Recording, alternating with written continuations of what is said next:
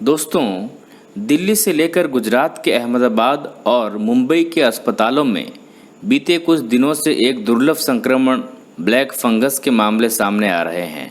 Fungus से संक्रमित होने वाले व्यक्ति को 2 दिनों तक इलाज न मिलने पर उसकी आंखों की रोशनी जाने के साथ साथ उसकी मौत भी हो सकती है। दिल्ली के सर गंगाराम अस्पताल में ब्लैक फंगस इन्फेक्शन यानी म्यूकोरमाइकोसिस बीमारी का सबसे पहला मामला दर्ज किया गया है। कितना खतरनाक है ये फंगस। कोरोना वायरस से संक्रमित और ठीक होने वाले लोगों के लिए एक बड़ा खतरा बनकर उभरे इस फंगस ने लोगों के बीच एक डर पैदा कर दिया है। सर गंगाराम अस्पताल से जुड़े वरिष्ठ ईएनटी विशेषज्ञ डॉक्टर मनीष मुंजाल मानते हैं कि ये एक गंभीर बीमारी ज़रूर है, लेकिन इससे डरने की ज़रूरत नहीं है।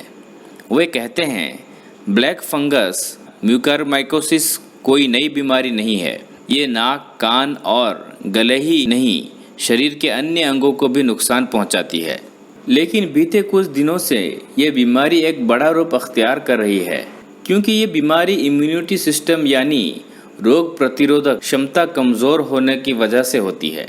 शरीर पर किस तरह हमला करता है फंगस? डॉक्टर मुंजाल बताते हैं, ये बीमारी छुआछूत से नहीं फैलती है, लेकिन ये फंगस हवा में रहता है। यही आपको फफूंदी की शक्ल में ब्रेड पर और पेड़ के तनों पर काले रूप में दिखती है। ये फंगस आपके नाक से होते हुए बलगम में मिलकर आपकी नाक की चमड़ी में चला जाता है। इसके बाद ये बीमारी बहुत तेजी से फैलती हुई सब कुछ खराब करते हुए दिमाग तक चली जाती है। इसमें मृत्यु दर 50% है।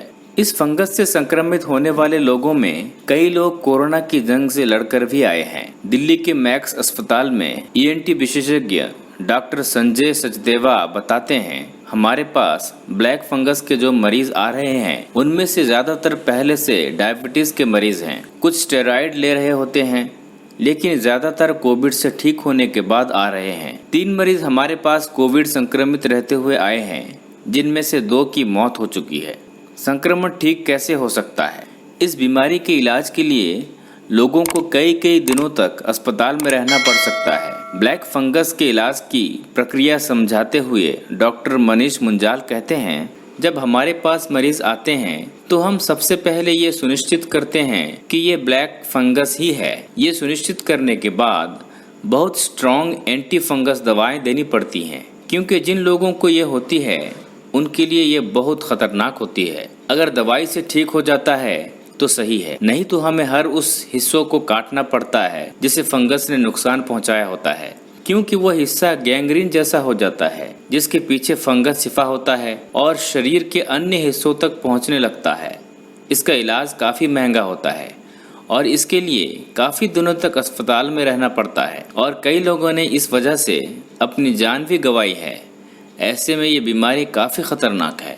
बीमारी से बचाव कैसे संभव है? डॉक्टर भाटी बताते हैं कि लोगों को इस बीमारी से कोविड की तरह घबराने की ज़रूरत नहीं है, क्योंकि इस बीमारी का इलाज पहले से मौजूद है। लेकिन सवाल ये उठता है कि इस बीमारी के शिकार होने पर आपको क्या करना चाहिए?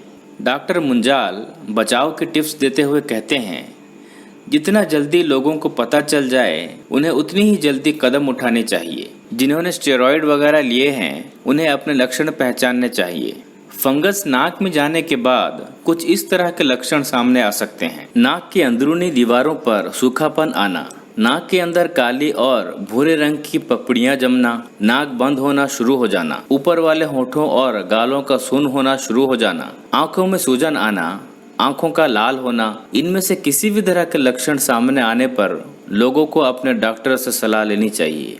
अगर शुरुआती दौर में एंटी फंगल थेरेपी शुरू कर दी जाए तो मरीज की जान बच सकती है।